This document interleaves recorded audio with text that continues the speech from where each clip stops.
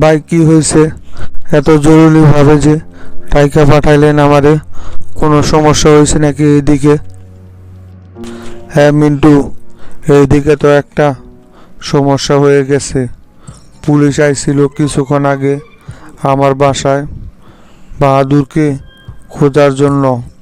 Police মনে হয় বাহাদুরকে যে কোনো সময় হেফাজতে নিতে পারে। শামসু যে আবার কি খেলা খেলতেছে এইটাই তো বুঝতে পারতেছি না। বাহাদুরকে এখন গ্রেপ্তার কইরা শামসু নতুন করে আবার কোন নাটক সাজাইতেছে বিন্টু? বলেন কি মোল্লা ভাই, পুলিশ কিভাবে জানতে পারলো যে বাহাদুরকে আমরা লিড দিচ্ছি? এটা তো কোনোভাবে জানার কথা না। আমরা তো ওরে সামনে রেখা পিছন থেকেই সব দিক নির্দেশনা দিয়ে যাচ্ছি। তাহলে পুলিশ কিভাবে বুঝতে পারলো যে বাহাদুর আপনার কাছে আছে? দেখলেন তো ভাই, বললাম না শামসু সব সময় আমাদের থেকে এক ধাপ এগিয়ে থাকে।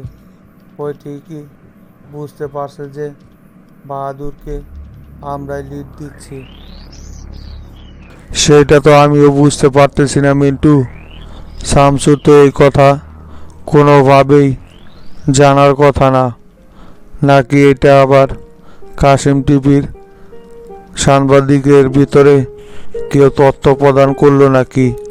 তাছাড়া কিভাবে শামসু আগাম জানতে পারবো যে আমরা বাহাদুরকে লিড দিচ্ছি? এটা নিশ্চয়ই টিভি চ্যানেলের কোনো সাংবাদিকের কাছ থেকে নিউজটা ভাইরাল হয়েছে, যার কারণেই শামসু এই বিষয়টা জানতে পারছে। এটা তো কোনোভাবে সম্ভব হওয়ার কথা না। আমরা তো কাশিম টিভির সিইওকে বিশ্বস্ত যে সমস্ত সাংবাদিক আছে তাদেরকেই পাঠাইতে বলছিলাম, আর উনি সেটাই করছে। এরা তো এর আগেও আমাদের অনেক গোপন বিষয় জানতো, তারপরেও তো শামসুর কাছে এরা কোনো কিছুই প্রকাশ করে নাই। এটা কোনোভাবেই সম্ভব না। দেখেন গা, শামসু হয়তো অনুমান কইরাই বুঝতে পারছে যে আমরা ওকে লিড দিচ্ছি। তাছাড়া তো ওরে লিড দেওয়ার মতো আর কেউ নেই। একমাত্র তরিকুল আর আমরাই ওর এই বিষয়ে লিড দিতে পারি। শামসু সবসময় আমাদের থেকে এগিয়ে থাকে।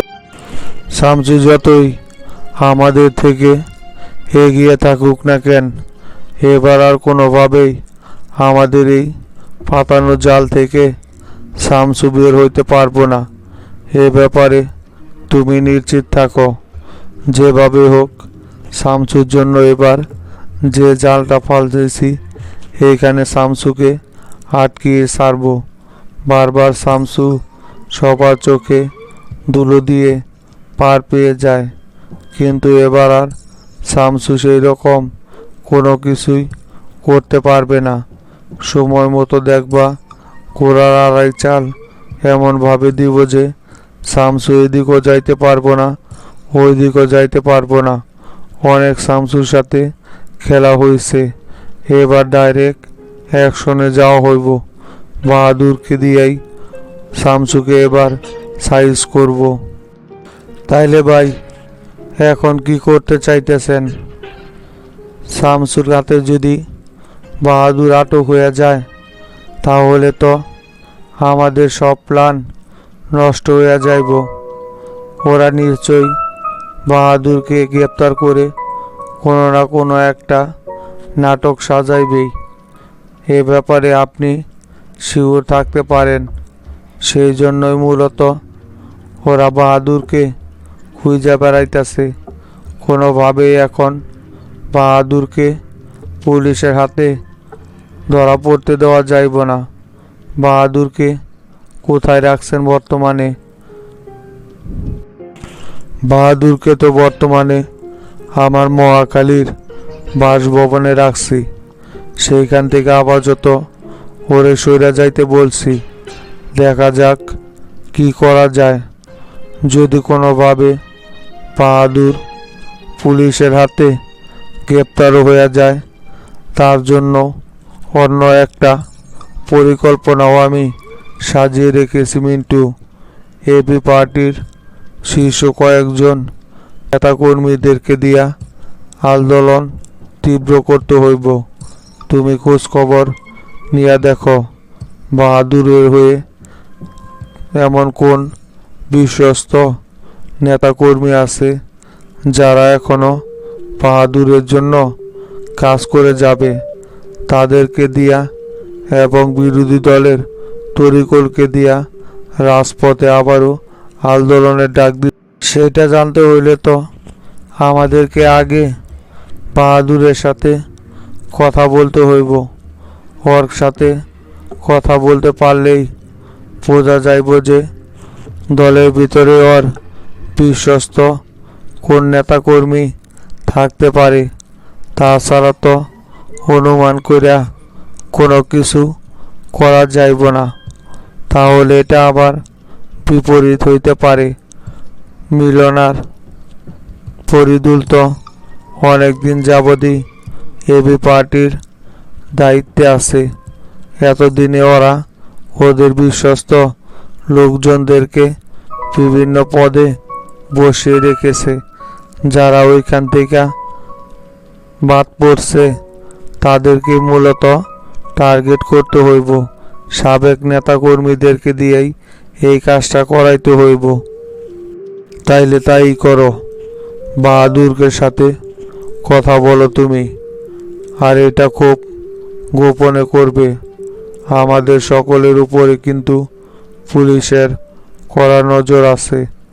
ওরা বাহাদুরকে খুঁজে পাওয়ার জন্য আমাদেরকে সবসময় ফলো করে যাবে, যাতে করে ওরা আমাদের মাধ্যমে বাহাদুরের কাছে পৌঁছাতে না পারে সেই ব্যবস্থা করতে হইব। যদি প্রেসিডেন্টও বুঝা যায় যে আমরা বাহাদুরকে দিয়া এই কাজগুলো করিয়ে নিচ্ছি, তাহলে প্রেসিডেন্টও আমাদের উপর ক্ষিপ্ত হতে পারে। তাই কেউ যেন কোনো কিছু বুঝতে না পারে সেই ব্যাপারে নজর রাখো। তুমি বাহাদুরের সাথে কথা বলো, দেখি আমি তরিকুলের সাথে এই বিষয় নিয়ে বসি। আচ্ছা ভাই, ঠিক আছে, সমস্যা নাই। আমি বাহাদুরের সাথে এই বিষয় নিয়ে বসতেছি। আর হানিফ ভাই যে প্রেসিডেন্টের সাথে রাগারাগি করে বের হয়ে আসলো, উনি আপনার সাথে সাক্ষাৎ করছিল নাকি? ওনারা তাহলে পরবর্তীতে কোন পদক্ষেপ নিতে চাইতেছে? ওনাদের মাধ্যমে যদি শামসুরের দল থেকে বের করতে পারতাম, তাহলে তো অনেকটা কাজ আমাদের হাসিল হয়ে যাইত। শামসু যদি দলীয় পাওয়ার ব্যবহার করতে না পারে, তাহলে শামসু আমাদের সামনে 5 মিনিটও টিকতে পারবে না। শুধু দলীয় পাওয়ারের কারণেই তো শামসু এত কিছু করতে পারতেছে। হানিফ ভাইয়ের সাথে আমার কথা হয়েছে। ওনারা আজকে স্থায়ী কমিটির সদস্যরা বৈঠকে বসবে। সেখানে ওনারা সিদ্ধান্ত নিবে। পুরোপুরি যদি স্থায়ী কমিটির সদস্যদের 70% হানিফ ভাই তার ফেভারে নিতে পারে, তাহলে প্রেসিডেন্ট শামসুকে দল থেকে বের করতে তখন বাধ্য হবে। উপায় না থাকলেও যেভাবে হোক বের করবে প্রেসিডেন্ট, কারণ একজনের জন্য তো পুরো দলকে বিসর্জন দিতে চাইবে না প্রেসিডেন্ট। তাই যেভাবে হোক শামসুকে এখান থেকে মাইনাস করেই ছাড়বে। আর তোমরাও হানিফ ভাইয়ের সাথে একত্ববোধ প্রকাশ করবে। আর দলের যারা এমপি আছে তাদের সাথেও কথা বলো। আচ্ছা ঠিক আছে, ওইটা নিয়ে কোনো সমস্যা নাই। আমি ইকবালকে সাথে নিয়ে দলের বাকি সদস্যদের সাথে কথা বলতেছি, যারা আমাদের হয়ে কাজ করতেছে তাদের সকলকেই এই বিষয়টা জানানো হবে। ওনাদের সাথে আমরাও একমত প্রকাশ করব। যদি ওনারা পদত্যাগ করে তাহলে আমরাও পদত্যাগ করব। তাতে করে প্রেসিডেন্ট আরও বেশি চাপে পড়বে। এখন তাহলে আমি উঠি ভাই, দেখি বাহাদুরের সাথে কথা বইলা তারপর ইকবালের সাথে বিষয়টা নিয়ে বসতেছি আমি। আর আপনি এদিকে তরিকুলের সাথে এই বিষয় নিয়ে কথা বলেন। দেখেন তরিকুল আন্দোলনে নামাতে পারে কিনা আবারও। কি খবর দুর্জয়, তুমি একা কেন? বাহাদুরকে কি কোনো জায়গা থেকে খুঁজে পাও নাই? বাহাদুরকে তো জড়াটা আমাদের জন্য ইমার্জেন্সি কাজ। বাহাদুরকে কি খুঁজে পাইছো তোমরা? না স্যার, মোল্লার বাসা সহ ওর যে কয়টা গেস্ট হাউস ছিল সব কয়টাতেই রেড দিছিলাম, কিন্তু কোথাও বাহাদুরকে খুঁজে পাওয়া যায় নাই স্যার। আমার মনে হয় ওরা বাহাদুরকে আন্ডারগ্রাউন্ড করে ফেলেছে। ওরা বুঝতে পারছে যে পুলিশ ওকে হেফাজতে নিয়ে কোনো একটা নাটক সাজাইব, আর সেটা বুঝতে পাইলেই সব জায়গা থেকে বাহাদুরকে সরিয়ে এমন কোনো জায়গায় রাখছে যেটা আমাদের পক্ষে খুঁজে বের করা সম্ভব না। পুরো টিম নিয়ে আমি প্রত্যেকটা জায়গায় খুব ভালোভাবে তল্লাশি চালাইছি স্যার, কিন্তু কোনো জায়গায় বাহাদুরকে খুঁজে বের করতে পারলাম না। ওরা আগের থেকেই সব কিছু মিটিয়ে নিয়েছে। দূর মিয়া, বলো কি এইসব? এইটা কোনো কথা হইল? বাহাদুরকে গ্রেপ্তার করার জন্য আমার উপর শামসু আর সেলিম স্যার কি পরিমাণ প্রেশার দিতেছে সেটা তুমি জানো। ওরে ধরাটা খুব ইমার্জেন্সি হয়ে পড়ছে। ওরে ধরা না পর্যন্ত শান্তিতে কি শামসু থাকতে দিব কাউকে? যেভাবে হোক ওরে 24 ঘন্টার ভিতরে খুঁজে বের করতে হইব। শামসু যদি এখন আমাকে বলে কি জবাব দিব সেটা কি তুমি বলতে পারবে? কোনো একটা কাজ সঠিকভাবে করা যাচ্ছে না। ওরা কিভাবে পুলিশের চাইতে বেশি বুদ্ধি খাটাচ্ছে, যেখানে পুলিশ কিছুই করতে পারতেছে না। এখানে আমাদের কি করার আছে বলেন স্যার? আমরা তো ওনার নির্দেশনা অনুযায়ী কাজ করেই যাচ্ছি। তারপরেও যদি ওদেরকে ধরতে না পারি সেখানে প্রশাসনের কী বা করার থাকে? এমন কোনো জায়গা নাই যেখানে আমরা বাহাদুরকে খুঁজলাম না, কিন্তু কোনো জায়গায় ওদেরকে খুঁজে বের করতে পারলাম না। আগে থেকে ওরা সতর্ক হয়ে গেছে, যার কারণেই তো খুঁজে বের করাটা মুশকিল হয়ে গেল স্যার। ধরু মিয়া, আর কথা বইল না তুমি। এটা ডিপার্টমেন্টের জন্য অনেক লজ্জাজনক একটা পরিস্থিতি।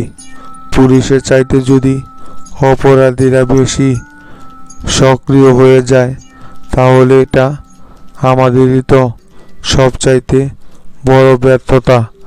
অপরাধীর চাইতে পুলিশ সব সময় এক ধাপ এগিয়ে থাকবে, কিন্তু এখানে পুলিশের চাইতে অপরাধীরাই সব সময় এক ধাপ বেশি এগিয়ে থাকে। এটা কি ডিপার্টমেন্টের জন্য একটা কলঙ্ক না? তুমি তো ভুল করছো। সিঙ্গেল রেড দিছো কেন? আগের থেকেই পরিকল্পনা অনুযায়ী একসাথে যদি সব কয়টা জায়গায় রেড দিতে তাহলে কি বাহাদুরকে ওরা লুকানোর কোনো সুযোগ পাইতো? স্যার, ফোর্স কম থাকার কারণে এই কাজটা করা সম্ভব হয় নাই। সেই জন্য আমাদের সিঙ্গেল রেট দিতে হয়েছে। আর আমার একটা বিষয় মনে হইতেছে, এখনো ডিপার্টমেন্টে ওদের লোক মজুদ আছে, যার কারণেই আগের থেকে ওরা সকল খবর পেয়ে যাচ্ছে এবং নিজেদেরকে সতর্ক করে ফেলছে। আমার ডিপার্টমেন্টে এমন অফিসার আছে যে যারা এখনো আমাদের সাথে বেইমানি করে যাচ্ছে। এই বেইমানরা যতদিন পর্যন্ত ডিপার্টমেন্টে থাকবে ততদিন পর্যন্ত ওদেরকে খুঁজে বের করা কোনোভাবেই সম্ভব হইব না স্যার। আগে এদেরকে নির্মূল করতে হইব, তারপর ওদের সাথে এই সমস্ত উল্টাপাল্টা কথা বাদ দাও। যে করে হোক আগামী 24 ঘন্টার ভিতরে বাহাদুরকে গ্রেপ্তার করবে, তা না হলে কিন্তু এর জন্য তোমাদেরকে শামসুর কাছে সরাসরি জবাবদিহি করতে হইব। আমি বারবার তোমাদের ব্যর্থতার জন্য স্বরাষ্ট্র দপ্তরে জবাবদিহি করতে পারবো না। পুলিশের চাকরি করো অথচ কোনো আসামি ধরতে পারো না, এটা কোনো কথা হইল? আমি এত কথা শুনতে চাই না। যেভাবে হোক বাহাদুরকে গ্রেপ্তার করো। প্রয়োজন পড়লে তোমার টিমে আরও সদস্য নিয়োগ করো। আচ্ছা স্যার, ঠিক আছে, তাহলে বিষয়টা আমি দেখতেছি যে কি করা যায়। কিরে গোল্লা, তুই এতক্ষণে আসতেছিস? কখন থেকে তোর জন্য অপেক্ষা করতেছি। এদিকে হলরুমে সকল লোকজন চলে আইছে। ওনাদেরকে কতক্ষণ এইভাবে বসিয়ে রাখা যায়? তোর জন্যই তো দেরি হইতেছে। তাড়াতাড়ি কইরা চলে আসবি। ইফতারের আগেই পোশাকগুলো সকলের মাঝে বিতরণ করে চলে যাব, তা না তোদের কোনো খোঁজ খবরই নাই। এরকম কাণ্ডজ্ঞানহীন কাজ করলে কি হইব নাকি গোল্লা? আর বললেন না চাচা, যে বড় লিস্ট, এটা কি এমনি এমনি করা যায় নাকি? প্রত্যেকটা নাম খুব সূক্ষ্মভাবে বিবেচনা করে তারপর লিস্টটা তৈরি করলাম। এইদিকে আবার ডন ভাই আর আমাদের লিস্টে যেন একই ব্যক্তির নাম না থাকে, সেই দিকেও তো লক্ষ্য রাখতে হইল। সব মিলাইয়া চারটা একেবারে পারফেক্টভাবে তৈরি করলাম, তো সেই জন্য একটু সময় লাগে গেল। যাক, লিস্ট করছস, ভালো হয়েছে। লিস্টটা আবার ভালোভাবে পর্যবেক্ষণ করছিস তো? এইখানে আবার একই ব্যক্তির দুই লিস্টে নাম থাকার কোনো সম্ভাবনা নাই তো? দেখিস এক ব্যক্তি যেন দুই জায়গা থেকে কোনোভাবেই অনুদান না পায়। তাহলে দেখা যাইব যে একজন ব্যক্তি বারবার করে পাইতেছে, অথচ অন্য কোনো ব্যক্তি সেটা পাচ্ছেই না। এরকম হইলে কিন্তু খুব ঝামেলা হয়ে যাইব। তখন জাকাতের জিনিস গরিব দুঃখীদের মাঝে ভালো করার জন্য দিতে যাইয়া উল্টো আরো বদনাম তৈরি হইব। সেরকম যেন না ঘটে। না না চাচা, এরকম কোনো কিছু হওয়ার সম্ভাবনাই নাই। সেই জন্যই তো আমরা এত সময় নিয়ে লিস্টটা তো তৈরি করলাম। কে কে এই জিনিস পাওয়ার যোগ্য আর কে অযোগ্য, এইগুলো বিবেচনা করেই লিস্টটা তৈরি করা হয়েছে। কোনো সমস্যা নাই চাচা। একজন ব্যক্তি দ্বিতীয়বার অনুদান পাওয়ার কোনো প্রকার সম্ভাবনা নেই। আমরা কয়েকবার লিস্টটা খুব ভালোভাবে পর্যবেক্ষণ করছি। আইনাল ভাই, আমি আর ডন ভাই মিলা এই লিস্টটা তৈরি করছি। এটা নিয়ে আপনি কোনো রকমের কোনো টেনশন করেন না।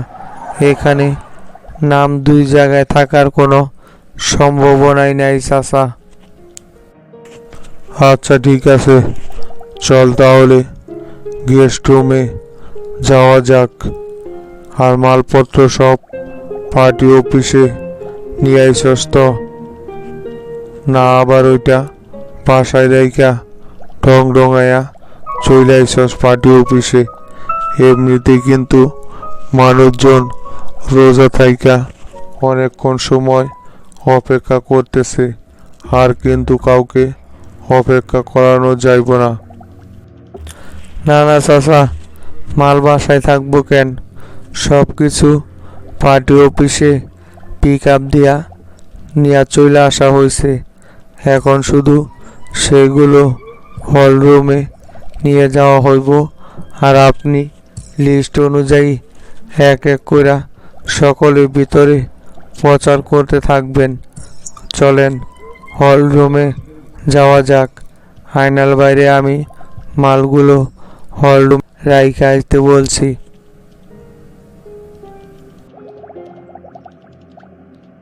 কিরে ডন, চলে আসিস তাহলে পার্টি অফিসে? অত তো ভাই কেবল গাই গোল্লা আর আমি মালপত্র নিয়ে পার্টি অফিসে আসলাম। তা কি ব্যাপার ভাই, আপনি বাইরে কেন? ভিতরে আলোচনা করলেন না? আমাদের মিটিং তো শেষ রে, তুই আসতেছিস না দেখা তাই বাইর হইয়া চলে আসলাম। আমাদের তো আজকে দেওয়ার পরিকল্পনা নাই, তাই এইখানে থাইকা কি করব, সেই জন্য চলে আসলাম। মাস্টার চাচারা ওনাদের টাস্কে দিয়ে দেখ, কালকে আমরা বাসার থেকে কাপড়গুলো বিতরণ করে দিব। আর তুই কি আমার সাথে বাসায় আইবি না এইখানে দেরি করবি? না ভাই, কি যে বলেন আপনি! এখন আমি এইখান থেকে চলে গেলে ওরা কি সব কিছু ঠিকঠাকভাবে দিতে পারবো? লোকজন লাগবে না, গোল্লা একাই কি করব এখানে? তাই আমাকেও এই জায়গায় থাকতে হইব। আপনি তাহলে চলে যান, আমি কাপড়গুলো বিতরণ কইরা তারপর আসতেছি। হ্যাঁ, তা অবশ্য তুই ঠিকই বলছস, তোর এই জায়গায় থাকাটা দরকার।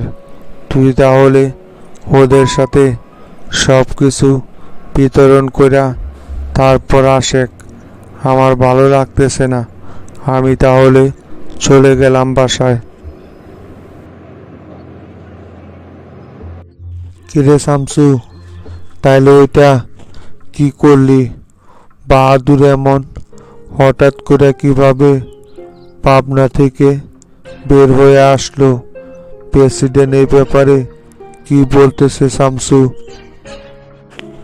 আর বলেন না গুরু, পাবনাতে হঠাৎ শর্ট সার্কিট লাগা আগুন ধরে যায়। সকলে সেই আগুন লাগানোর কাজে ব্যস্ত ছিল। এই ফাঁকে বাহাদুর সেইখান থেকে বের হয়ে আসে। আর প্রেসিডেন্টের কথা কি বলবো, প্রেসিডেন্ট তো যেদিকে বৃষ্টি হয় সেই দিকে ছাতা ধরে। ওনার কথা বইলা লাভ নাই গুরু, প্রেসিডেন্ট তো তাই করবে, এটা ওনার ব্যক্তিগত স্বভাব। উনি তো হচ্ছে ক্ষমতা লোভী লোক, যেই দিকে সকলে রায় দিব সেই দিকেই প্রেসিডেন্টও রায় দিব। এটা আমি খুব ভালোভাবেই জানতাম শামসু, সেই জন্যই তো তোরে সব কিছু আগেই বলছি যে যে কোনো গুরুত্বপূর্ণ সিদ্ধান্ত নিলে সেটা সকলের সাথে আলোচনা করে তারপর নিবি। একা একা কোনো সিদ্ধান্ত নিবি না, এতে করে পরে যদি কোনো ঝামেলা তৈরি হয় সকলেই তোর উপরই দোষ চাপাইব, আর ভালো হইলে সেটা ক্রেডিট সকলেই নিব। কিন্তু তুই তো বিষয়টা মানলি না। সমস্যা নাই গুরু, সকলে আমার বিরুদ্ধে কাজ করতে থাক, এদের সকলের মুখেই সময় মতো জামা গৈসা দিব। কিভাবে এই সমস্যা থেকে বের হইতে হয় সেটা আমি শামসু খুব ভালো করেই জানি গুরু। আজকে কাসেম টিভির সিও এর সাথে বসছিলাম, কড়া ঠেট দিয়ে দিছে যে সরকারের বিরুদ্ধে যদি সমালোচনা করে তাহলে ওদের টিভি চ্যানেলই বন্ধ করে দেওয়া হইব। যারা আমার বিরুদ্ধে নিউজ করছে এখন দেখবেন ওরা আমাদের পক্ষে কাজ করে যাবে, আর প্রশাসন দিয়া বাহাদুরকে গ্রেপ্তার করিয়ে এমন নাটক সাজাবো যে ওর কথা কেউই বিশ্বাস করবে না, পাগল হিসাবে আখ্যায়িত করব। যা করার তাড়াতাড়ি কর। এই ঘটনা নিয়ে যাতে বিরোধী দল অথবা মোল্লা কোনো রকমের কোনো সিনপেথি তৈরি করতে না পারে সেটা লক্ষ্য রাখিস। এই বাহাদুর হঠাৎ করে সামনে আসাতে একটা ঝামেলাই হয়ে গেল। এটা নিয়ে এখন তোর শত্রু পক্ষরা তোর বিপদে ফেলার চেষ্টাবো, ওদেরকে সেই সুযোগ করে দিস না। ওরা যতই আমার বিরুদ্ধে ষড়যন্ত্র করে যাক না কেন, কোনোদিনও ওরা সাকসেস হতে পারবে না। এ ব্যাপারে আপনি নিশ্চিত থাকেন। গুরু ইফতারের সময় হয়ে এসেছে, চলেন ভিতরে যাই।